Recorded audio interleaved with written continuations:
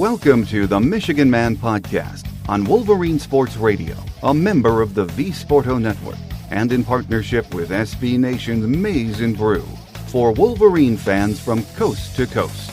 Go Blue, and welcome to our January Michigan Man Extra. I'm your host, Mike Fitzpatrick. Joining me today is Steve Lorenz from 24/7 Sports with our last update before National Signing Day. Of course, things have changed this year and for the foreseeable future, as commits are allowed to sign now in the early December period. So the bulk of this year's class, which is 16 as of now, put pen to paper last month. So it will be interesting to see how toned down or different the traditional February signing day is this year, and if there is any hoopla at all. This is a big recruiting weekend for Michigan. This is our last chance with some very high-profile players. Steve Lorenz says it's already a very good class that meets our needs. But it could turn out to be a really nice class if we are able to snag a few kids who haven't made their minds up yet. He's up next on this month's Michigan Man Extra here on Wolverine Sports Radio, a member of the V-Sporto Network, and in partnership with SB Nation's Maize and Brew.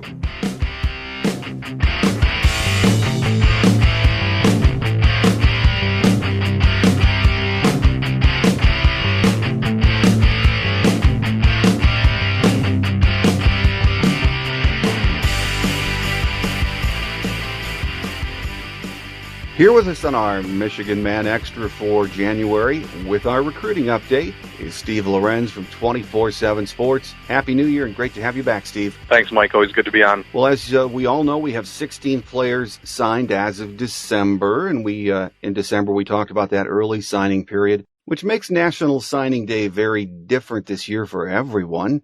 We still have 3 players committed but unsigned. One of those is Otis Reese from Georgia. Been reading a lot about him lately. What is going on with him? So he'll be taking his official visit to Michigan this weekend. Much anticipated. It's the first time he's been on campus since the spring game. Which, it's disappointing because he's been to Georgia, I think 5 times in that same time period. Granted, his team, I think they went undefeated. I know they won the state championship, but, for him to come up during the season was very difficult because he had a game. I think the one bye week he had was during Michigan's bye. And then he was going to come up, I want to say it may have been Ohio State weekend, but his team, there was the bad weather down in Georgia. They actually had to delay the one of the playoff rounds because of the inclement weather down there. And so that he ended up having to, it was kind of a weird situation. So been a couple bad luck deals in trying to get him up, but he will be up this weekend for an official visit. He's mentioned a couple other schools, I think LSU and Clemson, but this is definitely going to be either Michigan or Georgia. I think it's still kind of up in the air. I don't know if it's, Georgia's pretty tight on spots right now. I don't know anyone out there, but Georgia's putting together maybe literally the best recruiting class of the recruiting ranking era right now. And even a guy like Otis Reese, who we just ranked in the top 100 yesterday, well in the top 100. I think he's like 73rd in the country, might not have a spot in their class at this rate, which is insane if you think about it. But the vibe is, I think, more positive for Michigan the last few weeks or so. I know he's got multiple coaches on staff who are all over him. Chris Partridge, who's re-signed now, I think getting him back in the fold was probably pivotal in maybe wrapping this one up. He does have his official to Georgia, though, next weekend. So it's not a deal where this is his last visit. And Michigan can kind of shut this down. I don't anticipate that to happen. But, we'll have to see how it goes. Again, it's been so long since he's been there. I think maybe he just needs to see everybody again, get acclimated to campus, the current players and stuff again, and maybe this will all blow over. But it's definitely Michigan or Georgia, and but again, I couldn't say with extreme confidence, how it's going to end right now. It does depend on how things kind of shake out for Georgia still, in my opinion. Well, Steve, another one of the unsigned kids is Kenny Bell from Kansas City. I believe he was the basketball player who decided he was going to play football, but is everything still pretty good with him? Yeah, he'll also be officially visiting this weekend. I mean, he's going to be a test of the staff's evaluation ability. There's no doubt about it. I mean, I think he's kind of the one guy in the class that people kind of scratch their head about. I can say that multiple members on the staff loved his film. They like him as a person. And I know that there were others, once Michigan got involved, some other pretty big name programs reached out, but he had already pretty much made up his mind. You know, Michigan was kind of like the first one and came in and said, hey, you know, we really like you, we want you.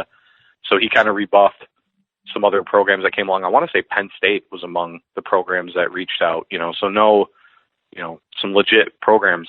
And so, well, like I said, still, he is kind of an unknown. It's going to be really, his career is going to be really interesting to see. I mean, he's an excellent athlete. If you YouTube any of his basketball videos, the guy can jump through the roof.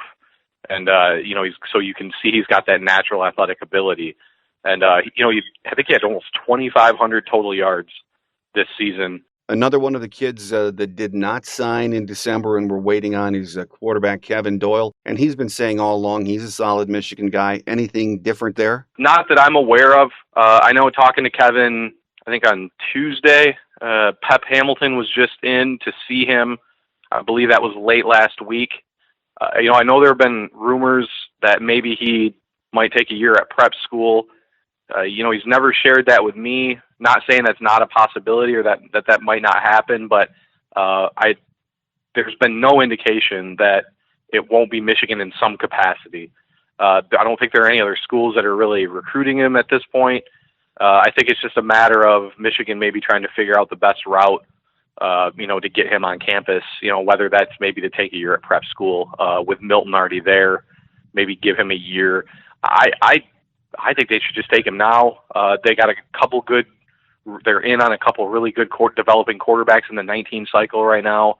I don't know if you want to alienate those guys by putting one of your 18 commits or, you know, maybe directing him towards prep school. So, no, but nothing's changed from what I know. I expect him to be a Wolverine in some capacity in February. Well, if those three guys sign, that would give us, according to my math, 19 in this class of 2018. But there are still a few big names out there, Steve, and starting with Tyler Friday. He's out of Don Bosco Prep in Jersey. I keep reading Ohio State with him. What's up with this kid? Yeah, so that one. It's been an interesting couple weeks there. I mean, to be honest, I caught some flack for opining that, you know, when Chris Partridge started to be courted by other programs, once his contract expired, is really when this recruitment started to change.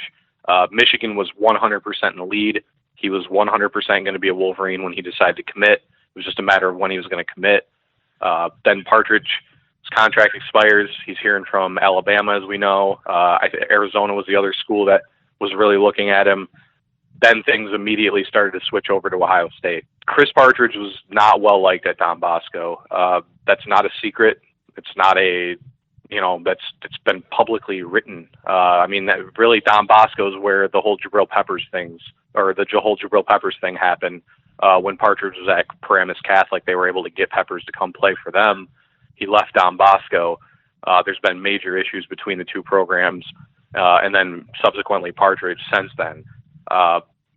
Michigan's strategy throughout the Tyler Friday recruitment was to go through the family and not go through the high school coaching staff. I mean, they had to do a similar thing with Shane Simon at St. Peter's Prep.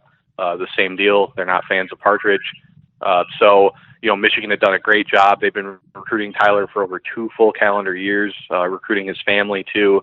And the minute he started to get offers or looks from some other programs, this completely flipped over to Ohio State. I don't think the high school coaching staff did Michigan any favors in this recruitment. I do believe that. Again, that's my opinion. I don't have a fact to back it up. It's just the timing and knowing that there's bad blood there really lends itself to basically his recruitment doing a complete 180 the second Partridge is hearing from other schools. So that being said, Michigan took that risk by making this guy their top target. He is going to commit to Ohio State, I expect. I think he's supposed to verbal on Saturday. I don't see it being anybody except Ohio State right now. And I would say it'd be a very significant loss for Michigan, provided that's the way it does turn out. He was their number one target in the interior of the defensive line for the whole cycle. And they pretty much led from wire to wire up until about 2 weeks ago. So tough pill to swallow. The 8-5, the season, that stuff didn't have any effect on this. That wasn't really what this was about. Matter of fact, Ohio State had recruited so well on the defensive line. There was a very lengthy period of time there where I don't think they were really recruiting Friday super hard, and I don't even know if they had a spot for him at certain points. But they lost one of their top commits to, actually, I don't know if the kid's committed anywhere else, but he decommitted kid out of Georgia. So, it kind of opened up another spot. They missed out on Jason Owe, who was also a Michigan target. So, the worst case scenario for Michigan kind of came to fruition in this case. So, really, the other thing, no indication of any other interior targets right now. I'm guessing they'll probably move in on some guys, do some more evaluations. They've done a good job. I mean, they got Michael Dwumfor at the last minute a couple cycles ago, and we continue to hear great things about him. I mean, there's no doubt they can find and develop a guy. It's just a matter of, what route will they go or will they? But to this point, there's been no indication where they'll go from there. But yeah, I fully expect Friday to commit to Ohio State. Well, we've never had much luck down in Bayou country other than Drew Dillio, Anthony Thomas, and if you go way back, Leroy Horde, one of my favorite fullbacks. It's just been tough to get kids up here, even for visits from Louisiana. So does Jamar Chase from New Orleans still warm? Is he still a Michigan lean, or is it that just pie in the sky? Definitely pie in the sky. This one's been kind of a funky recruitment too. One that Michigan really kind of somehow got in on. I mean, they kind of came out of nowhere to get in it. I think they did lead for a short time. The ironic thing about this recruitment, I think Chase was one of the ones that originally verbally committed. There was a trio of New Orleans area kids that committed to Kansas, which is bizarre. I don't believe any of them are verbally committed there anymore, but his recruitment was Kansas at the beginning. There was a lot of talk that his parents didn't want him to go to LSU. Then he ended up committing to Florida. Was committed to Florida for a while. Then with McElwain getting fired, he opened things up pretty much right after that. And still the storyline was that his parents really preferred he not go to LSU. Well, that's completely changed in the last month and a half, apparently. Sounds like they do want him to go to LSU now. At this point, I'd be really surprised if he didn't leave the state or if he left the state. So, yeah, like Louisiana's tough sledding. I mean, in LSU, they had the national championship, one under Saban, one under Miles, but really they've kind of been an underachieving program the last 4 or 5 years.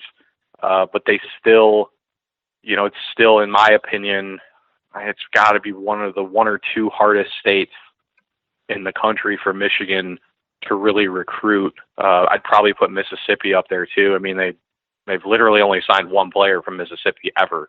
Like you said, they had some luck in Louisiana back in the day. Like you said, A-Train, Leroy Horde. I think Chris Howard was also from Louisiana too. So, they had guys out of there. But it's been a tough go there for them. They're recruiting a few guys in the 2019 class in there too, but it's one of those things where it's like, they'll recruit them. The kids will say good things. They might even come up for a visit, but at this point, you just don't really expect them to get anybody out of there. So, definitely pie in the sky for Chase. I'm not even sure they'll take a second receiver at this point. We'll have to see, but I think a second receiver would be a luxury. They love the 4 that they signed in 2017. And then, like I said, we talked about Ronnie Bell. He's a guy I think that they feel really good about too, despite his modest recruiting ranking, I guess would be the best way to put it. So that we'll have to see there. And corner Vincent Gray, local kid from Rochester Adams High School, was thrilled, as we read, to get a Michigan offer. He is saying he will commit on or sign on February the 7th. Would you consider him a Michigan lean right now? Yes, I would. He'll also be officially visiting campus this weekend. I think we talk about the 3 that will: Otis Reese, Ronnie Bell, and then Vincent Gray. Kind of peculiar, like Gray really slipped under the radar for Michigan. Like they've come in really, really late on this one. He fits exactly what they want in the defensive backfield. He's tall, he's lanky, he's got good lateral speed. He's a good fluid hips, that type of stuff. A guy that could play safety but cover, which is what Don Brown always talks about that he wants at the safety position. I mean, that's why, in my opinion, they've recruited 3-4 guys and signed 3 or 4 guys this cycle that play cornerback in high school but will play safety at Michigan. So, which is, I think, what they've needed more than almost anything defensively. So Gray's exactly like that. I think he's a nickel safety type. I think he's a possibility to commit maybe before signing day at this rate. The good news, another guy that was he's a 3-star, according to us. Oregon, UCLA, and I want to say, I know Stanford has showed some interest, but I do know that Oregon and UCLA have both offered him within the last week. So, again, bigger schools are taking notice of his abilities. So he's no pushover. He's a former Missouri commitment. I know West Virginia was kind of the other school he was really considering. Don't know if they're a factor or not anymore. I expect him to sign with the Wolverines on National Signing Day. Just be a matter of will he commit before then or will he wait? So, Rochester Adams, I don't necessarily think a powerhouse football program. I know they've put a couple good teams together the last few years, but still, in my opinion, kind of weird. A guy, I thought Michigan maybe should have had on their radar a little bit earlier. I mean, this visit for the official will be his first time on campus, which, again, for a guy that had multiple BCS level offers, I don't know. But I guess it doesn't really matter because it sounds like they're going to get him either way. But yeah, definitely a Michigan lean right now. Well, Jared Patterson is one of the few big-time tackles still undecided. The last I had heard, he decommitted from Arizona State, took a visit here late in the fall, and he would be a very nice get, wouldn't he, Steve? Yeah, so his senior film is really, really good compared to his junior film. We've bumped him up to a 4-star. I think he's within the top 247 now. We just released our final rankings yesterday. I know a couple of people on our message board compared him, said he had a lot of Taylor Lewan to his high school film, and it's kind of hard not to agree. Very aggressive, tackles kind of at guard. It's easy to turn on film and see a guy be aggressive because most of the time they just got to beat the crap out of the guy across the line from him. But at tackle, it's a little bit harder because there's a lot of lateral. It's more keeping the quarterback clean. Not with Patterson, though. His film is, very mean, very violent. And I think he's a great fit for them. I mean, he's going to be a good fit for anybody, but I really like his fit at Michigan. That one's a close race. I mean, it's Michigan or UCLA. I do think he's taking an official to Notre Dame this weekend, but I think the day after they offered him is when Notre Dame's offensive line coach left for the Bears. I don't know if that's going to, maybe that won't have an effect. I don't know. But this one's a Tim Drevno race.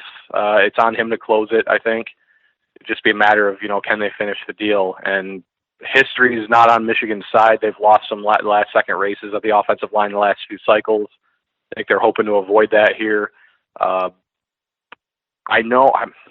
feel like he's gone back and forth a little bit. I do think this one's really close. He says he's going to commit within the next couple weeks. I don't know where to call this one. If you asked me 3 weeks ago, I would have said Michigan for sure.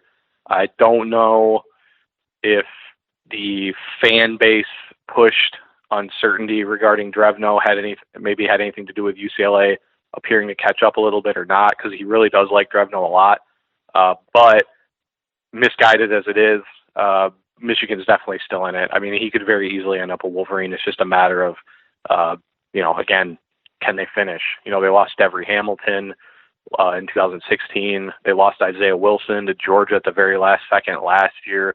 It's kind of been a disappointing pattern, and they need tackles. So they got to finish on Patterson or one of the other, Petit Frere or Calvin Anderson, the grad transfer. Oh, you just mentioned Petit Frere from Berkeley Prep in Tampa. And of course, when Michigan was down there for bowl prep, practiced at Berkeley Prep. And he is going to Inc. somewhere on February 7th. Where does he stand with us? He's still, in my opinion, this one's it's not weird because you're seeing it happen a little bit more and more, these days. I have no idea where this kid's going to go. He's played it as close to the vest as I can remember an elite player. playing it. I mean, it's one of those things where a lot of times, even if the kid doesn't publicly talk, there's always kind of a way to get a decent idea of where they might be going. This has not been the case. He's still planning. I don't know how he's going to do it. I mean, we're at July or January 19th today. Mm-hmm. He's still planning on taking 3 official visits before the end of the cycle. I think all 3 of those schools still have a shot too. He's gone to Michigan, he's gone to Notre Dame, but I think it's Alabama, Florida, Ohio State are the other 3 schools that are still in there. There are people, I know our Ohio State writers think that the Buckeyes have a really good shot. I know our Florida guy thinks that he actually put in a crystal ball for Florida this week. I know Michigan feels like they're right in it too. If you'd asked me a month ago, I actually probably would have guessed Notre Dame.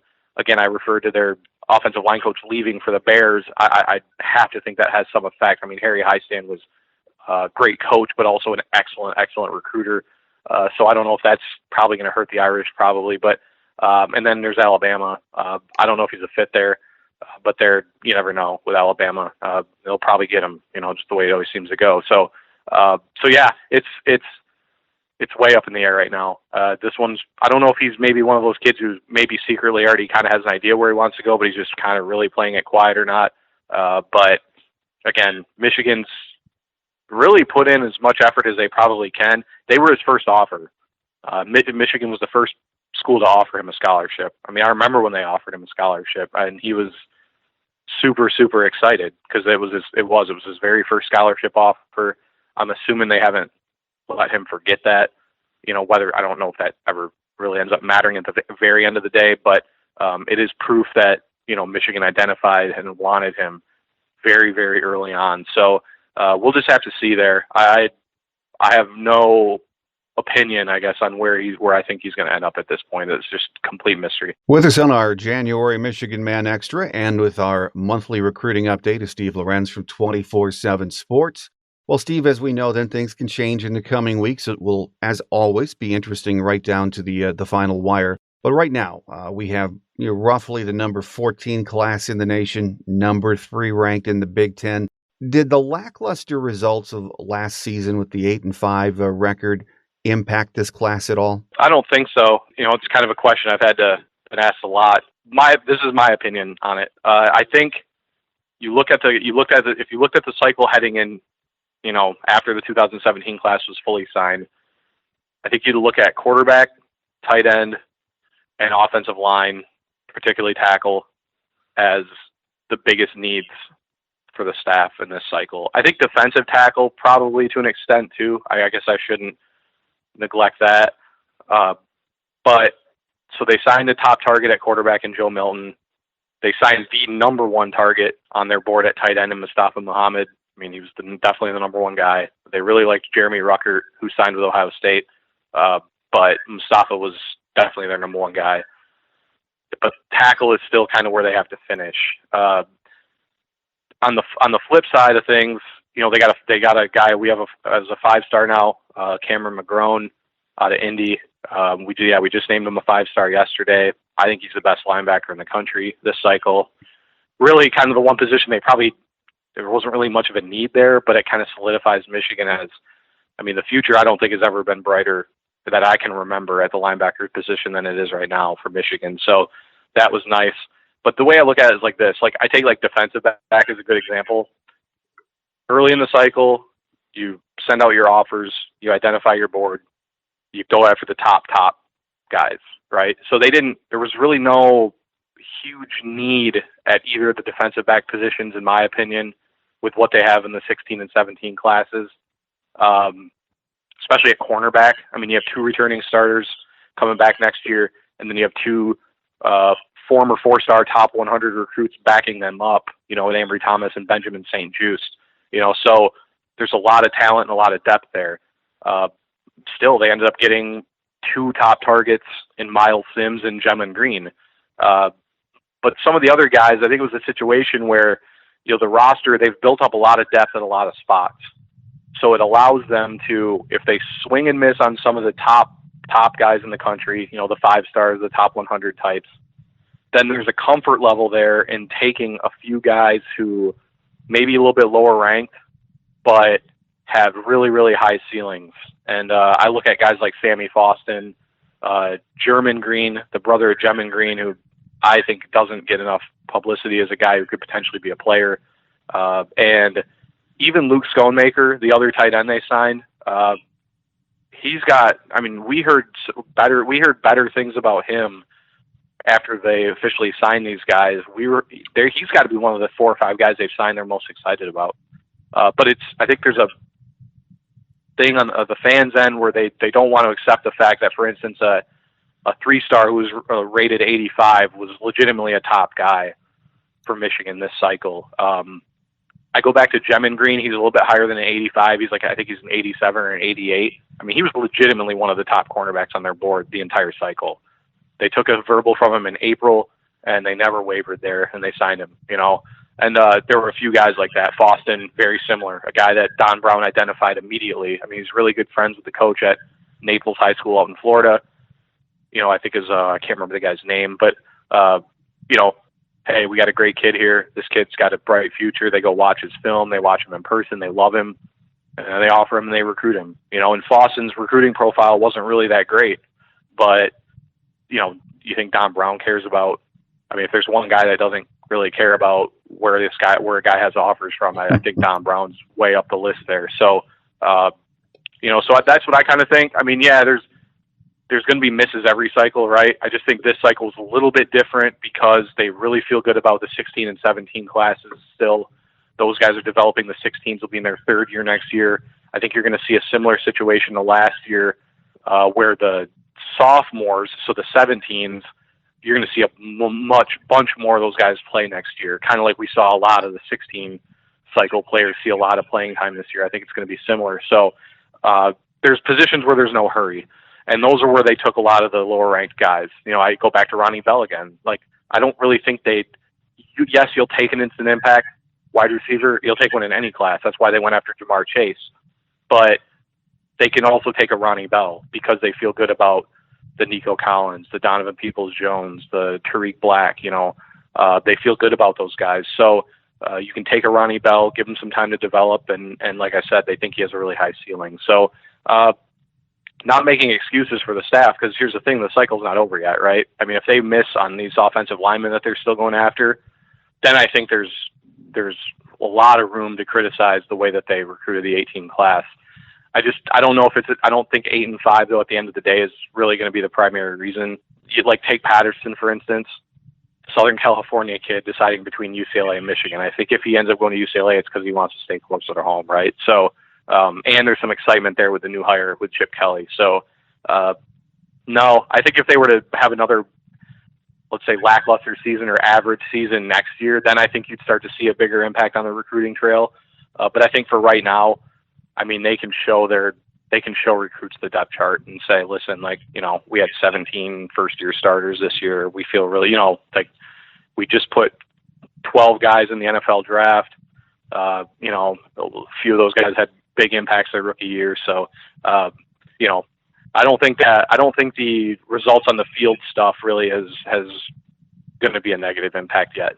It will if it continues, though. Well, again, it's not over yet. We still have a few weeks in this 2018 recruiting cycle. One thing we can say, though, I think, Steve, with certainty is it's been quite a year for the Big Ten, especially the Big Ten East. Yeah. I mean, how do you not say they're going to be the best conference in football next year? Mm-hmm. I know Michigan fans don't want to hear it, but look what Michigan State did, and look what Michigan State brings back next year. I mean, there's a real shot they could be the favorites going in. I mean, they bring back pretty much everybody, and they have a guy that I said it a million times. I really liked Brian Lewerke coming out of high school. I'm not necessarily surprised at all that he's turned into a really good quarterback at the college level. Michigan State, I think, gets a lot of credit for developing defensive players. A lot of they've always been good at developing defensive ends, defensive backs, but what about quarterbacks? I mean, they have a very good knack for recruiting, picking out the right guy at quarterback, and Lewerke, I think, is just kind of the latest guy there. So, I mean, Michigan State having a rebound year really, really, really bumps up that profile. And I think what might happen is I actually think we might be in a situation where I think Michigan might actually get slept on a little bit heading into next year. I think most of the way too early preseason polls have them as the 4th ranked team in the Big Ten East, because you have Ohio State, Penn State, obviously. Michigan, we'll see what happens with the Shea Patterson stuff, but I mean, I know the schedule's tough too, but there's reason to believe Michigan could be really, really, really good next year. So you throw your arms up in the air right now. Part of me thinks that Ohio State might be better off with Dwayne Haskins, at quarterback next year, with their maybe have more of an ability to throw the ball on a consistent basis. So, and then Trace McSorley, who I know a lot of Michigan, at least our people on our message board, were just so down on Penn State, thought they were so lucky last year. I could argue they were still the best team in the conference. I know they lost 2 games, but both were really close. Both were, the Michigan State game was kind of in weird circumstances. And with McSorley back, I think you can't replace Saquon Barkley, but I think Miles Sanders is really, really, really talented guy. I think that'll be impactful.